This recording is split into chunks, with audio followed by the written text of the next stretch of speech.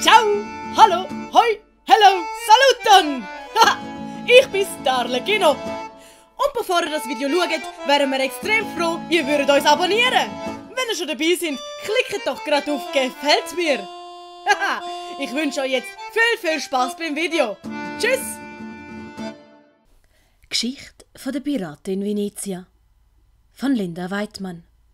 Kapitel 5. Und das letzte Mal bei Piratin Venezia. Pantalone mit!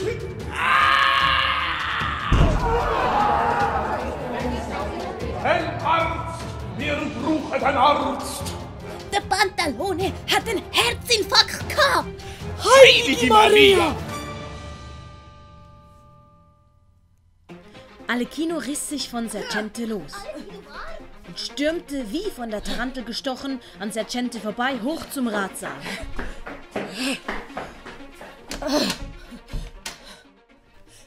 Signore Pantalone? Der Ratssaal war wie leergefegt. Eine unheimliche Vorahnung beschlich nun Arlecchino. Pantalone! Arlecchino nicht mehr an, oder? Was? Sie sind in den Privaträumen vom Doge. Woher? Der Wachmann, der vorher O'Sullivan reingelassen hatte, stand nun plötzlich hinter Arlecchino und deutete ihm mitzukommen. Arlecchino war zwar kurz verblüfft, weil er sich nicht erklären konnte, woher jetzt der Wachmann plötzlich hergekommen war. Doch da er um seinen, wie er immer vorsichtig dachte, uralten Herren mehr als besorgt war, schob er den Wachmann gedankenschnell beiseite und folgte ihm. Was ist denn passiert? Ich weiß es auch nicht. Er hat draussen wach gestanden, als es passiert ist. Sie gingen an mit Gold verzierten Wänden vorbei und stiegen eine weitere Stufe hinauf. Arlecchino wunderte sich. Sie schienen nun einem langen Gang entlang zu laufen, der in einer Sackgasse endete. Der Wachmann blieb nun vor einer Wand stehen. Du musst schnell da warten. Die privaten Gemächer vom Doge sind nicht fürs normale Volk bestimmt. Ich muss zuerst fragen, ob du rein darfst. Da ist nur eine Wand. Ja, und trotzdem muss ich schnell abklären, ob du rein darfst. Dir ist schon bewusst, dass wir vor einer Wand stehen, oder? Ja, das ist mir vollkommen bewusst. Und jetzt? Der Pantalone ist doch in den Privatgemächern vom Doge. Ja, das ist er. Arlecchino blickte verdutzt den Wachmann an, dann wieder auf die Wand und wieder zum Wachmann. Ah, klar. Jetzt verstehe ich. Du weißt anscheinend nicht, dass man nur durch die geheimen Gang zu den Privatgemächern kommt. Es hat keinen Gang? Kaum hatte Arlecchino den Satz ausgesprochen, öffnete sich plötzlich die Wand. Ah! Wow! Wachmann, wieso brauchst du so lange, um einen Diener zu holen? Die geheimnisvolle Stimme erklang aus dem Geheimgang. Der Wachmann begann zu zittern, und Arlecchino erkannte schnell, dass der Wachmann große Angst zu haben schien. Er blickte in den Gang, konnte aber niemanden sehen. Wer spricht da? Das geht dich gar nichts an, Winzling. Aber... Los auf mich, widersprich niemals der Stimme. Aber... Der Wachmann und der Winzling mögen eintreten. Ihr kennt das Prozedere, Wachmann. Jawohl. Der Wachmann holte eine Augenbinde aus seiner Hosentasche heraus und hielt sie Arlecchino entgegen. Es ist wichtig, dass niemand den genauen Weg zu den Privatgemächern vom Doge kennt. Deshalb bitte ich dich, die Augenbinde anzulegen. Augenbinde anlegen? Müssen wir wirklich blinde Kuh spielen? In den Privatgemächern des Dogen lag Pantalone bewusstlos auf einem Bett. Um das Bett herum standen der Doge, O'Sullivan, Signore Diego und der persönliche Arzt des Dogen, Dr. Kumpelding. Kumpelding untersuchte Signore Pantalone. Er hatte Glück im Unglück.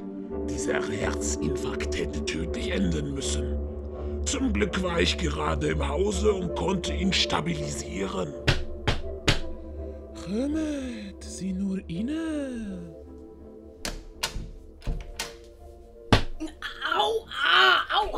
so mühsam zu laufen, wenn man nichts sieht. Nur noch ein paar Schritte, Arlecchino. Alecchino und der Wachmann betraten das Gemach des Dogen. So, Nun endlich nahm der Wachmann dem armen Alecchino die Augenbinde ab. Oh, endlich wird ja auch Zeit. Oh, Pantalone? Oh, was ist mit dem Pantalone? Alecchino stürmte, ohne den Dogen oder die anderen zu beachten, zu Signore Pantalone. Arlecchino, Hä? hat dir den Meister überhaupt nicht beigebracht, wie man sich gegenüber dem Adel zu verhalten hat? Es tut mir so unglaublich leid. Alecchino rannte zurück vor den Dogen und verbeugte sich mehrmals ehrfürchtig. Und zwar so tief, dass er die Schuhe des Dogen sehen konnte. Entschuldigung.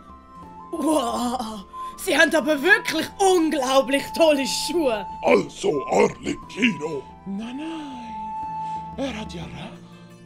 Es sind wirklich tolle Schuhe.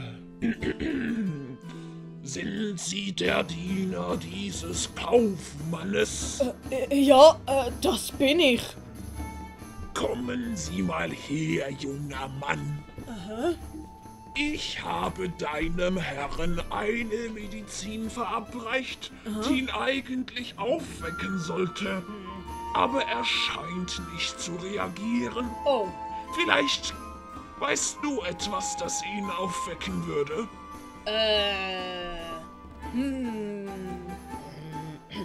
Oh ja! Entschuldigen Sie, meine Herren. Hat jemand von Ihnen einen kleinen Sack mit Dukaten? Ja, wieso? Dürfte ich den schnell kurz auslehnen? Also gut. Der Doge übergab Alecchino einen kleinen Beutel mit Dukaten. Danke. So, und... Alecchino hielt Signore Pantalone den Beutel vor die Nase und schüttelte diesen. Der Doge und die anderen staunten nicht schlecht. Pantalone schien durch den Klang des Geldes wieder zu sich zu kommen. Sind das frische Golddukaten, wo ich das schmücke? Ja, Signore. Ist das nicht ein toller Grund zum wieder aufwachen? Arlecchino? Oh, zum Glück, er ist wieder wach. Da, euer Hochwohlgeboren. Alecchino gab dem Doge seinen Beutel zurück. Arlecchino, ich habe einen furchtbaren Albtraum gehabt. Ist ja gut, Signore. Ich bin ja jetzt da. Alecchino hielt Pantalones Hand. Als Pantalone O'Sullivan, Signore Diego, Capitano, Dr. Kumpelding und den Doge erblickte, erbleichte er. Um Himmels Willen, es ist kein Traum gewesen. Signore, ganz ruhig. Bitte, Signore, beruhigen Sie sich. Es handelt sich um ein Missverständnis. Missverständnis? Ja, nur ein Missverständnis. Missverständnis. Oh, ein Missverständnis. Ganz logisch. Natürlich, vollkommen klar. Würde mir vielleicht jemand erklären, was los ist? Die Offerte, die ich den Herrschaften zeigte, hatte einen groben, Schreibfehler. O'Sullivan zeigte Alecchino das Pergament mit der Offerte. Alecchino betrachtete diese ganz genau. Oh, sehr interessant. Vollkommen logisch. Und,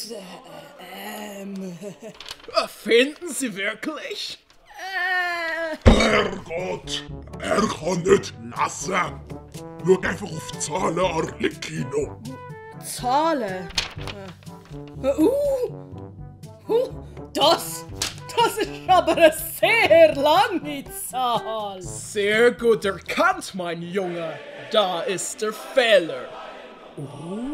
Sie glauben doch nicht im Ernst, ich würde wirklich 100... Sprechen Sie die Zahl nicht aus. Okay. Ich würde nicht so viel verlangen, meine Herren.